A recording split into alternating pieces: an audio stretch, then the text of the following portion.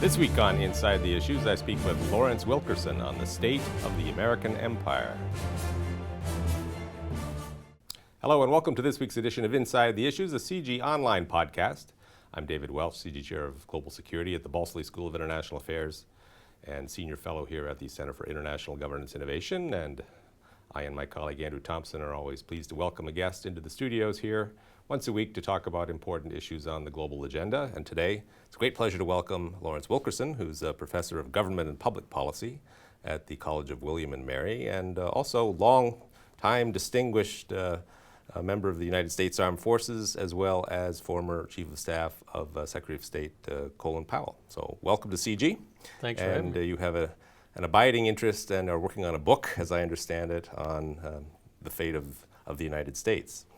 And let's start with talking about the word empire, which is always an intriguing word. I know there's a debate as to whether the United States counts as an empire, but you embrace the word. So perhaps you could tell us why you think that's a fitting term. My students have given me some insights into this, particularly from the point of view of their thinking, they being the new generations coming up. We've had a lot of discussions about this. They want to say it's a commercial empire. They want to say it does not have the trappings of, for example, the Roman Empire, or the Assyrian, or even the British. It's more of a commercial empire. And my response is we have military forces all over the globe. Some have been in places for as much as half a century. We have a Navy that sails the high seas. We have interest in almost every country in the world. Colin Powell said in his confirmation testimony, every country touches us and we touch every country. The latter part of that is the imperial part, if you will. And the fact that we say we're exceptional and we really aren't a territory of empire of territory, as historically has been the case, I think, doesn't really change the fact that we are an imperial power. That is to say, our influence is awesome.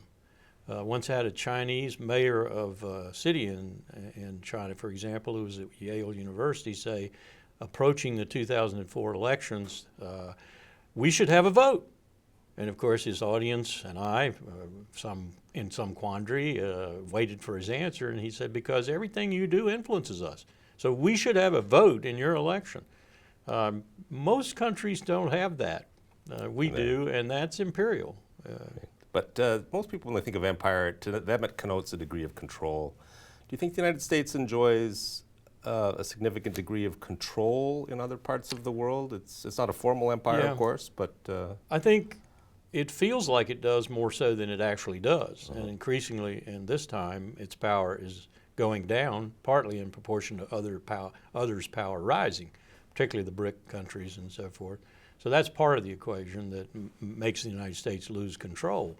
I think immediately post-World War II, when we had 50% of the world's gross domestic product, we made 50,000 airplanes in a single year, a feat we couldn't possibly accomplish today. And basically Japan was in ruins, France, Britain, Germany basically were in the same condition, and we resurrected and rescued a lot of those countries, enlightened self-interest, if you will. We could see the beginnings of this imperial power, and there certainly was control. We are now signatories to 5 different security alliances. They may be feckless to some extent today. You can argue about that, but nonetheless, they tie us in ways, and in an imperial sense, they tie other countries in ways to our purpose and to our control. It's less, and it is getting less every day. And that's my point about the empire in decline. But I think it does fit the definition of imperial power. Mm-hmm. Now, the word power is also important, and there are different ways of exercising influence. My friend and colleague Joe Nye has written extensively about the distinction between hard power and soft power. And he's also increasingly argued that American power has become focused in a particular set of assets, and the hard power, at least, is applicable in a increasingly restricted range of issues and challenges. How's your thinking about the nature of American power now? Is it all hard power and almost no soft power, as some of the critics would argue? Is it a changing blend? Is it multidimensional, unidimensional? How should we think about the kind of power the United States has today as opposed to, say, at the end of the Second World War? I like Joe Nye's formulations as far as they go. I would take them a little bit further in the way your question inclines, and that is that, yes, and this I think is an attribute of declining imperial power. Increasingly, the United States seems to turn to hard power rather than diplomacy, political, financial, economic, cultural, or other types of power. Increasingly, some would say, including myself, that it seems like every problem in the world is a nail and the Pentagon is the hammer. I think that is a sign of decline in imperial power. You suddenly realize that through your other methodologies, you don't have the control you had. The ultimate one is the bullet, the bomb, the bayonet, and so that's the one you exercise more and more. And of course, that feeds your decline because, as Rome exemplifies, you dissipate your power on the periphery of your empire in places that you think are serious, but really in retrospect aren't all that serious. And before you know it, you have little power left to influence anything, including the center. And so you both deteriorate at the center and from the periphery. And that's the end of empire. Mm-hmm. Now, as you're a student of history, so of course you know that the empires come and go, and yes, they must decline. It's just a matter of when. It's how you deal with the aftermath. Right. Now, would you say that the decline of the American empire, as you've characterized it, is simply timely? It's that it's part of the cycle and it's natural, or would you say that the United States has made missteps that have hastened it, or maybe even made smart moves that have delayed it? I think all of the above. Examples would be my conflict, principal conflict anyway, Vietnam, where I think we dissipated a lot of our power, both in terms of prestige, allied confidence, and just plain dollars. On the other side of the coin, you might look at some of the humanitarian interventions and say we have actually added to our reputation for being a human rights leader. We've actually helped people in the world. Go along with that help to the tsunami in Indonesia in 2005, December 2005, 6, I guess it was. Or, for example, the help to the recent Japanese tsunami and the Daiichi Fukushima disaster there. Those things have helped. But generally, I think we are doing what history says empires are doing. And I go back to the British Empire. The ultimate question becomes, how do you handle the aftermath? How do you handle the decline? How do you handle what comes after the decline when you stabilize again as a middling power, as one Brit said to me recently, or some other kind? Let's say instead of primus inter pares, you're just a bunch of equals out there. And manage that world, because some would say that's a more dangerous world than having a bipolar superpower world or even a single pole world, a Pax Romana, if you will. That's the real question. Do you just go out with a blinding flash of disaster and crisis, or do you go out carefully and slowly over time? Do you have your Suez crisis that finally tells you you're no longer the big boy on the block? And then do you become a fairly decent middling power? I think that's the question. And also, what does the world do while you're doing that? If the world has grown, especially the West, very accustomed to your taking on all the hard security tasks and accomplishing them in whatever manner, imperfectly in most cases, but what do you do if the rest of the world doesn't keep up with that change and fill in the gaps, so to speak? That's a real problem. It could be a dangerous century. Very good, very much so.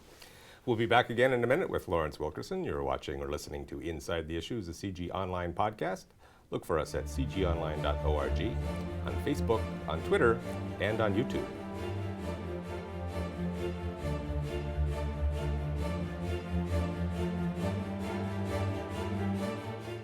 Welcome back. So you're happy with the word empire. People have often also called the United States hegemon. Is that a word that you like? If so, It's a why? good Greek word. Takes me back to Athens. Right. But there are some similarities, and they're not just the ones Henry Kissinger used to harp on all the time.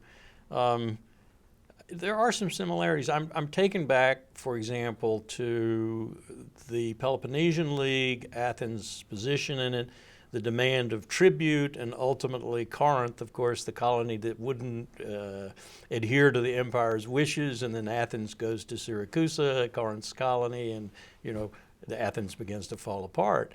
there are a lot of similarities there, and not least of which is that sitting on top of the helots and a bunch of slaves, they were a democracy. Some would say the first real democracy, determined by elitism and wealth and knowledge and all that, but nonetheless they experimented at it. So there are some parallels there with us, and to me they're indicative of analogous to some of the things that are happening today. I go back to that time period more than any other, the Roman or the British or whatever, to kind of find intellectual similarities, if you will, people who talk the way people talk today, whether they're Pericles or Alcibiades or whomever, culprits, criminals, or real talented leaders, tyrants, but leaders. Tyrant was a different word for the Greeks. You brought the tyrant in when you needed him and you got rid of him when you didn't need him. I think there's some similarities there, and it's again, how did Greece do? How did Rome do? After they moved to Constantinople and had an Eastern Empire for a long time.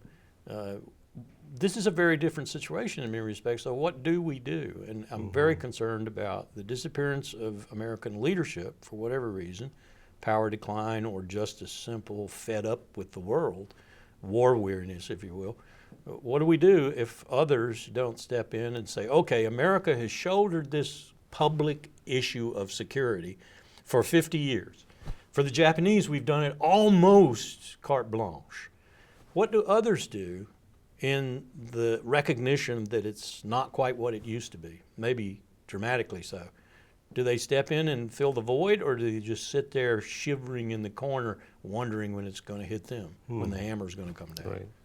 Now, the people who study the decline of empires often ask the question, is this primarily a function of internal issues and internal challenges, or is it a function of overstretch, overcommitment, an international environment that changes and makes it impossible to maintain the empire?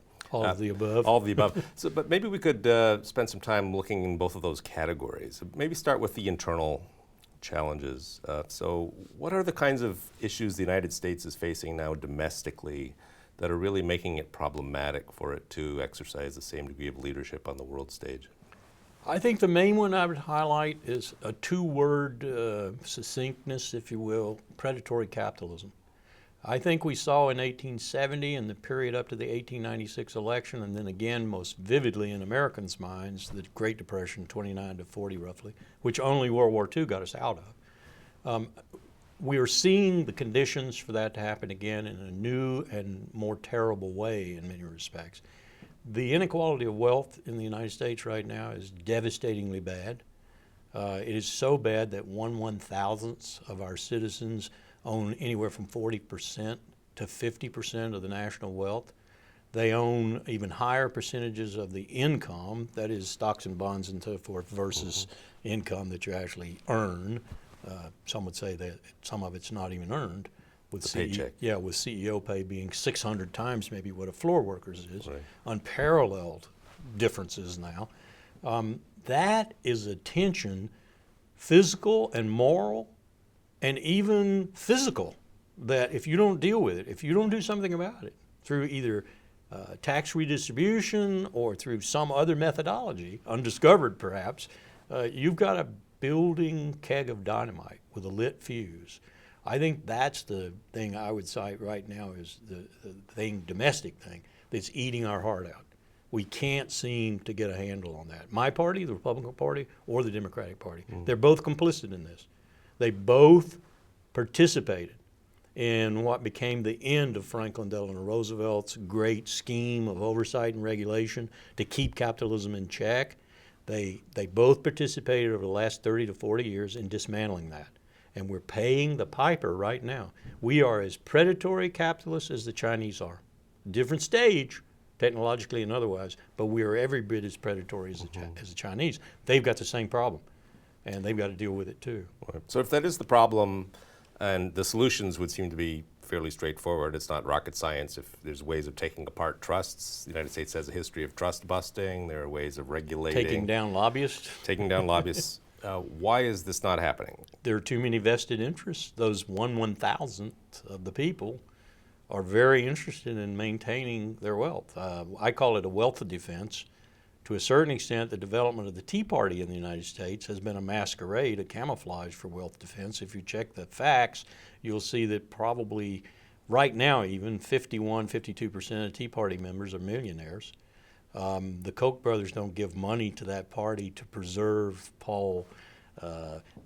what I would call the kind of Rand policy about libertarianism or anti-war or whatever. They give it to them because they help them orchestrate this wealth defense. And what I mean by that is the 1/1000th of the people who own that much of the wealth are very zealous about defending their prerogatives and their wealth. We have a similar situation in Israel. Israel has copycatted us. In 1948 and onward, Israel was a socialist state. I mean, here you had all these essentially communists coming out of Europe, disenchanted with communism and fascism, and so bad they run into Israel. And you had kibbutzes and so forth. Israel is one of the most predatory capitalist states on the face of the earth now. 60 families own a huge percentage of the wealth. I've heard it's as high as 60%. 51% of their land is owned or leased by the security complex, and they've destroyed their labor movement. Israel is a predatory capitalist at the eastern end of the Mediterranean. This is very dangerous, I think. It's very, very dangerous both for Israel, and it explains to a certain extent why Avigdor Lieberman and Bibi Netanyahu have been able to hold on to political power when most Israelis would like to get them out of there. Certainly 65 to 70% of American Jews would like to get them out of there. They don't know how to do it. And the politics of fear plays a long way in politics. So I really think this is probably, I'm not an expert in this area, so I have to do due diligence there. I'm not an economist, but I do think that this is one of the most dangerous things that confronts the West, but particularly the United States right now. Right. Very good. We'll be back again in a minute with Lawrence Wilkerson. You're watching or listening to Inside the Issues, a CIGI online podcast. Look for us at cgonline.org, on Facebook, on Twitter, and on YouTube.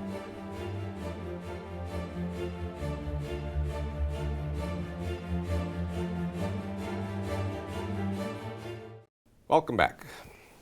Before we turn to the international environment, one more question for you on the domestic side. There is the view that the U.S. government was designed from the outset not to work, and it doesn't. How much of the problem is the fact that the U.S. Constitution provides a recipe for gridlock and a real break on change? That's an excellent question, one I've pondered at length, and I think the answer to that is yes, it is inherent. That would seem to suggest that a major renovation of the political system is in order, either by constitutional amendment, constitutional convention. I've actually heard that suggested by talented and capable people, particularly scholars of the government, or something radical that would change the process so we'd be a more representative democracy, if you will, and able to wield our power in a more balanced fashion. I don't think that's going to happen, and I think it's because of about 320 million Americans who are not going to be in there pushing for that to happen. So what are the other alternatives? Well, the other alternatives, the one I think that's coming, looming large, and may be the catalyst, is crisis so deep that you have to change, both governmentally and even to the extent that you reestablish or have a different moral foundation for what your republic stands for. I think climate change presents that crisis. I think the depths of the crisis presented by climate change is either going to kill us or remake us. I hope it's the latter, and I'm working towards it being the latter. But I see that as the profound crisis, almost like World War II was vis-a-vis the Great Depression, but writ much larger because it's global as well as national. That could change the fabric of this republic, and if it's smartly met, even at the last minute, well led, over time, it could change us for the better. Right. It could also destroy us. Well, the United States is a great innovation society, so if anyone's going to find a way to deal with it, it's to our strength. Yes, it'll be the U.S. Turning to the external environment now, so looking back over the last several decades, how has the United States, in your view, played its hand internationally in dealing with various challenges around the world? Has it correctly identified and correctly diagnosed the challenges, or misidentified and misdiagnosed, responded more or less appropriately, inappropriately? What were the success stories and what were the failures? Again, all of the above, and let me give you a couple of examples. One, the U.S.-China relationship, I think, has been managed rather well and on a sustained basis through a number of presidents, starting with Nixon and Kissinger and the opening to China and the rebalancing, if you will, of the Cold War opponents through the present. Even Colin Powell and George W. Bush were able to manage what he called the most important strategic portfolio America had, U.S.-China, basically because Powell understood the importance of it in every respect, and Bush understood the importance of it for Walmart and the economic aspects. So they worked together, and we were able to keep the vice president, for example, and the secretary of defense from essentially using Chen Shui-bian, then the leader of Taiwan, from going for independence in a very verbal, vocal, public way, and probably starting a war in the Strait and dragging us into it. That's not too dramatic a statement. We actually spent 4 years keeping the Pentagon from making China the new Cold War opponent. And that was a major accomplishment, I think. And President Obama has picked up on that, and we're still managing that portfolio. Big success there. If China becomes a global and regional stakeholder with responsible foreign policy and so forth, we will have achieved a great deal. We're on the other side. Well, look at what we did with the expansion of NATO. I was there in George H.W. Bush's administration when Colin Powell came back and debriefed me on what Edward Shevardnadze and Jim Baker and ultimately George H.W. Bush, Francois Mitterrand, Helmut Kohl, John Major, Maggie Thatcher, others in London, and a host of lesser players, but primarily Yeltsin in Moscow, Gorbachev, Yeltsin, had agreed that if the most incredible thing in the latter 20th century was to take place, the reunification of Germany peacefully, that we'd have to guarantee Moscow that NATO would come not, as Baker put it, not 1 inch further toward Moscow. What did we do after George H.W. Bush left office? We not only went an inch, we went all the way to Tbilisi, to Georgia. And we're contemplating going to Ukraine, not quite geographically the same reach, but still more dangerous. What have we done now? We've provoked Moscow into a very understandable move to counter us. And it remains to be seen whether that becomes even more dangerous as they look at the Baltic states for essentially the same reason. And maybe they're making sounds now like maybe they might move towards protecting their Russian citizens in Estonia, Lithuania, and Latvia, as they did in the reaches of Ukraine where Russians dominated. That's a very dangerous development, and I think largely we precipitated it. That's a very bad move. We're in the middle, undetermined yet. Our policy towards perhaps the most influential player vis-a-vis China in the Pacific, Japan. Are we really courting Abe and Japan's leadership to grow up right now, to join the arms sales of the world, to put a military out, very formidable military incidentally, that looks more like the American military? Are we asking him to get rid of Article 9 in his Constitution, denouncing war? Are we asking Japan to be a normal nation? And how fast is that going to happen? How are we going to help it happen if it happens? And what are we going to do about it when it does happen? And more importantly, what is Japan going to do, particularly vis-a-vis China when it happens? This is sort of in the middle. I don't know where it's going. So you got a positive, you got a negative, and you got one in the middle. Right. Now the headlines are very much these days more about Syria, Iraq, the Middle East writ large, less about Afghanistan, but Afghanistan is still a very important story for the United States and its commitments around the world. Are we overblowing these problems? Are these problems comparable to maintaining good relations with China and Russia? Are we devoting the right level of resources? Are we approaching these problems in a sensible way, or is this effectively a squandering of American soft power and hard power? I hope the answer to that question today is we've learned and we are doing it in a way that looks sagacious, wise, and maybe productive of positive results. And by that I mean working with Iran vis-a-vis Iraq and Syria, working with Turkey, working with our Gulf Cooperation Council allies, and ultimately working with the government in Baghdad so that they can take care of the problems while we give them a little air power help. I hope that's what it will evolve into. I hope that's what it's being right now. I hope that's going to be a positive result. I'm not at all confident because I've seen what we can do.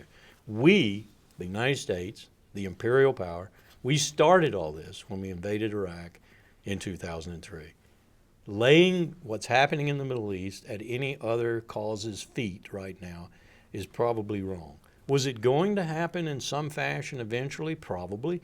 But did it need to happen in the swift fashion it has happened and in the dramatic and dangerous fashion it's happened? No. We started. We destroyed the balance of power when we took out Saddam Hussein. That's realpolitik. There is no longer a balance. You either stay and be the balancer or you build a new balancer. In this case, I hope we're working on Iran for eventually being sort of a tripartite balance, usually Israel at the top, Iran over here, and the GCC over here.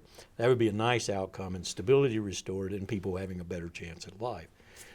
The bigger problem, though, that we didn't unleash, but we gave a major push to, is the enormous amount of people under 35 and even people under 25, male particularly, that have absolutely no prospects. They simply have no prospects and are now flocking to the banners of the Islamic State. 3,000 this morning I learned from intelligence from Tunisia, 1,500 from Morocco, God knows how many from Libya, because that's where al-Qaeda in Iraq came from largely, was Libya.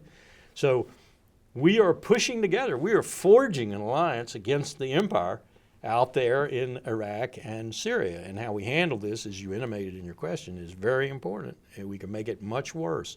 We don't need to overblow it, but we could make it much worse. We could be creating a self-fulfilling prophecy. It is important that we take care of this, and our allies principally carry and when I say allies, I mean countries like Turkey, the GCC, and so forth, that they take care of the lion's share of it, but that we're there to help them and support them when they do. Mm-hmm. And to prompt them to do it. A very, very complicated set of tasks there. We'll be back one last time with Lawrence Wilkerson. You're watching or listening to Inside the Issues, a CIGI online podcast. Look for us at cgonline.org, on Facebook, on Twitter, and on YouTube.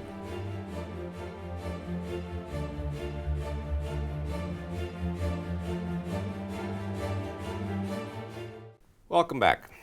So in the last few minutes we have, if it's all right with you, I'd like to ask your opinion about the United States position on global governance. The United States for a very long time has been, on one hand, a great supporter of building institutions and processes of global governance, but also very shy and very hesitant to sort of buy into them too far or give them too much in the way of authority. Where should the United States be now on things such as trying to reinvigorate the UN, signing the UN Convention on the Law of the Sea, promoting rather than resisting activities of the International Criminal Court and universal jurisdiction and so forth and so on? Is it landscape changing with respect to American interests in global governance? The last president in the post-World War II era, and arguably the first president in that era exclusively, Dwight Eisenhower, was the last advocate of what you've just described passionately. Mm-hmm. I don't think we've had a president since who, as he did from time to time and just startled his advisors, put that ahead of U.S. national interest, always with an eye to U.S. national interest, but nonetheless, how else do you explain things like wanting to turn nuclear weapons over to an international authority, which mm-hmm. was something he wanted to do? Mm-hmm. I think he was a huge supporter of the United Nations. You can counter with, okay, well, the United States was the United Nations at that time. That's not, I don't think, sufficient. He really was passionate about it, especially if you read his transcripts and what he says in National Security Council meetings and so forth. I think we've gotten away from that as our power has diminished over time, and we've felt like we had to act unilaterally, and the United Nations and other such encumbrances were just that, an encumbrance, a hindrance to our doing things. We'll still act in concert with him if it's judged by us to be in our interest, but we'll act in a heartbeat unilaterally if it's not, and we'll try to gather a few coalition of the willing allies as we do it. That said, I think the International Criminal Court and international criminal justice in general is very illustrative of a tendency to use international institutions in an exploitive sort of way to support what the current leadership thinks is the best U.S. interest, and being publicly opposed to it in other venues, going around the world, for example, as we did, negotiating bilateral agreements with every country we could in order to keep U.S. forces immune from the ICC, is our real face. So I think we're an impediment to further development of global institutions, and I would put my party, the Republican Party, and its current leadership at the lead of that opposition. They simply don't want to be in any way encumbered by an international institution. And they have some argument. There's a lot of corruption, there's a lot of injustice, if you will, within some of these institutions. I, for example, would do away with the IMF tomorrow and revamp it and do a whole new organization. World Bank maybe too. That all said, bottom line, I think the United States is more today a problem in further development of global governance than it is a help. Well, that's a sobering thought, given that the United States is still probably the most powerful country in the world and still considered by many to be the indispensable country. So let's hope that there's a sea change in that particular attitude somewhere along the line. Again, global climate change and the cooperation and coalitions that are going to be necessary to meet that successfully, adaptation and amelioration, could be the prompter. Maybe so. Silver lining. Yes. Well, thank you very much. I mean, that was very rich, and we could go on for a long time, but I'd like to thank our audience as well for joining us today on this week's edition of Inside the Issues, a CIGI Online podcast. Look for us at cgonline.org, on Facebook, and on Twitter.